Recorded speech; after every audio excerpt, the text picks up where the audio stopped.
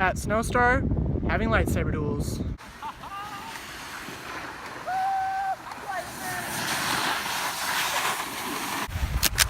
Ooh. Ooh. Ooh.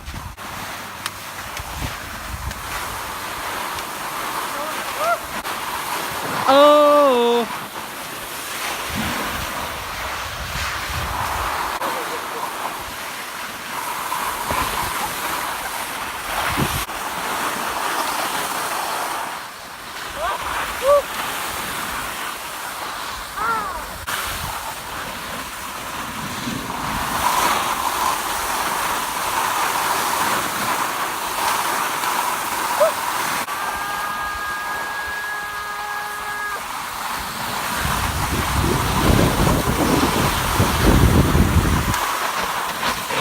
Oh!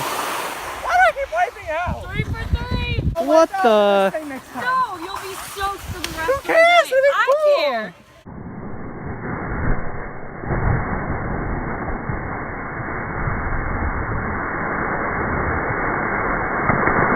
That's it for Snowstar today. Guess what hats we're wearing? Snowstar! That's enough for Snowstar today, and that's probably the last time I'll be out there this year because, yeah, the conditions were terrible today. There's just like more mud and more puddles than there is snow. Now, let's just snap back home. Yep, so lightsaber duels at Snowstar today. Yeah, it was kind of difficult to do fun duels because I kept falling over. Oh!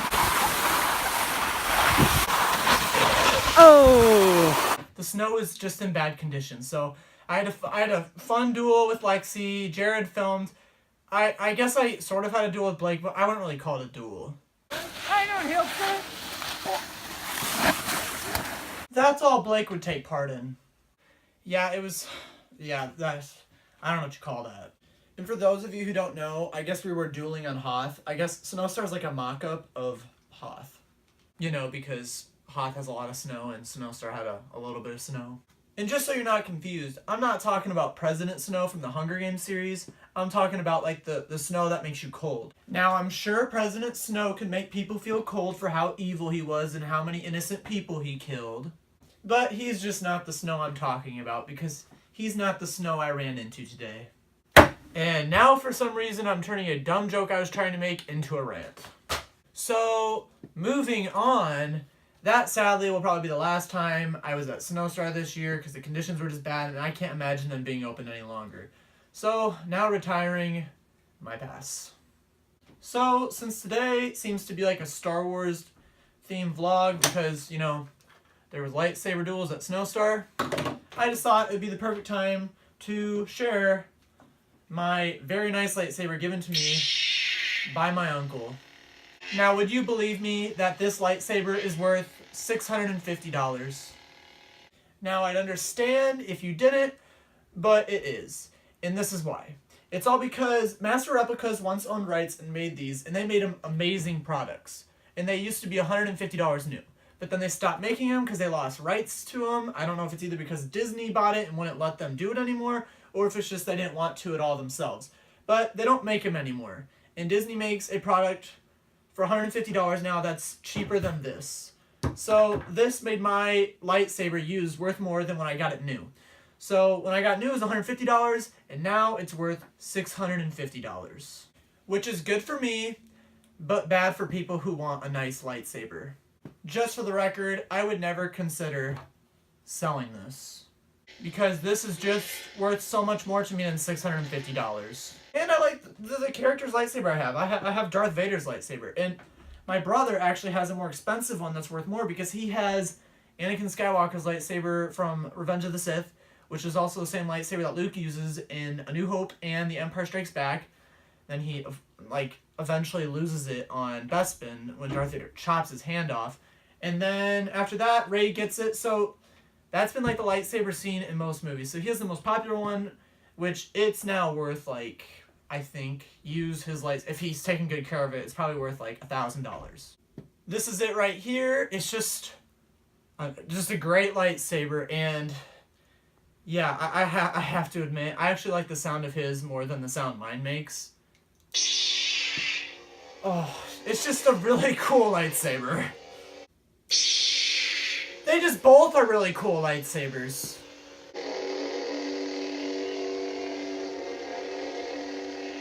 They're at their best when the lights are off.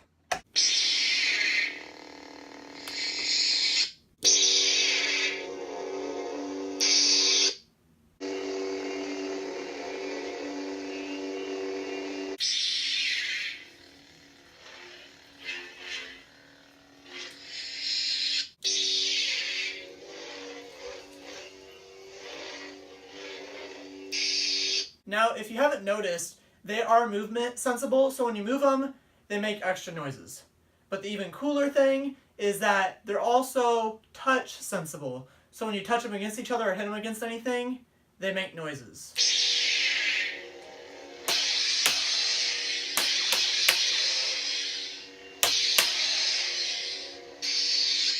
Another fun fact, Aiden's lightsaber, my brother's, it has been used by Anakin Skywalker, Luke Skywalker, and Rey, last name unknown. And it has been in 4 films: Revenge of the Sith, A New Hope, The Empire Strikes Back, and The Force Awakens. It'll most likely be in the last 2 because it is Rey's new lightsaber it calls to her. Now you might think it was in Attack of the Clones because it looks a lot like the one he has in Attack of the Clones, but it's not. And if you don't believe me, just watch Attack of the Clones again. But moving on, this is Darth Vader's lightsaber, which is mine, also in 4 films, just like my brother's. They're the most popular lightsabers in the most films out of any Star Wars film ever made. This is in Rogue One, A New Hope, The Empire Strikes Back, and Return of the Jedi. I'm pretty sure it's set at 4 because it was probably destroyed on the Death Star when Luke chopped off his father's hand and it fell like somewhere. I don't know what it's called, but yeah, it fell in the Death Star and blew up with the Death Star, but there are rumors and theories that it wasn't destroyed and that it'll be given to Kylo Ren by Snoke in a future film. It's a possibility, but it's probably destroyed. Because how could it possibly I don't know. Yeah, it's probably destroyed. Since Kylo Ren and Snoke were brought up, another quick fun fact is there's also rumors and a theory that Snoke will actually give Kylo Ren Emperor Palpatine's lightsaber from Revenge of the Sith, which I think would be cool. It would be so dumb if Kylo Ren ended up having his old lightsaber back, or making his old new one. We need more connections to the prequels. I know a lot of people hate the prequels, but come on. The prequels were tons better than The Force Awakens, because at least it gave us something new. So since The Force Awakens was brought up, I'm going to try to quickly express my opinions of the 6 reasons of why I think The Force Awakens was bad. Number 1, The Force Awakens is just a terrible remake, reboot version of A New Hope. That's just how it is. Moving on. 2, the female Stormtrooper. Worst thing they could possibly ever have done to Star Wars, they did. Female Stormtrooper, they should cut it out of the film. It would make the film so much better, in my opinion. Not going any deeper into that, but I have my reasons. Reason 3, Captain Phasma. You know, you thought Jar Jar Binks was the worst character in all the Star Wars universe, but you know, Captain Phasma is now the worst character in all the Star Wars universe for 2 reasons. Number 1, she's a female actor in a big buff suit to make her look as strong as a man, and she just looks stiff walking around. Like, come on, it's pathetic, embarrassing, and just yeah, pathetic. And yeah, the second reason is the huge reason. She is being threatened by Finn to lower the shields. She's, just bear in mind, she's a high command and loyal of the First Order. But when she gets threatened with the blaster by Finn to lower the shields, this is her reaction. Okay, I'll do it, basically. So come on, like, don't make the first huge villain female role of all Star Wars look so much like a coward. That's what they did. And yeah, if I were Kylo Ren or Snoke, and I knew that, next time I see Captain Phasma, I would kill her. Because basically, if Kylo Ren kills any other guy just for making little dumb mistakes, he should totally kill Captain Phasma. The only reason why I think he's not going to do that is because, you know, Captain Phasma is a female villain lead role, and she's just too cool to kill off right away. So yeah, that is the 3rd reason. 4th reason, spent way too much time on that one, is diversity. Yes, Star Wars needed to be diversified, but not so aggressively. This is way too aggressively. Yes, Rebel Alliance, yes, it can be diversified, but not the First Order, because the First Order is supposed to be evil and exclusive. You know, they make the First Order look so much like the Nazis, yet they make them totally like a good version of the Nazis, because the Nazis excluded races, and the First Order includes races. Go by and watch the First Order clips again. You'll see that there's so many different types of races within their military. It's just, they look like just some happy, jolly, including family that goes around doing bad things. And that's all I'm going to say about that. Moving on. Reason 5. It's the First Order again. I think it's kind of silly and lame that this small faction can just somehow build the super weapon and destroy 4 planets without anybody knowing and become the big boy of the galaxy. Like, I never knew taking over the galaxy would be that easy. That's all I'm going to spend on that one. 6th reason is Kylo Ren.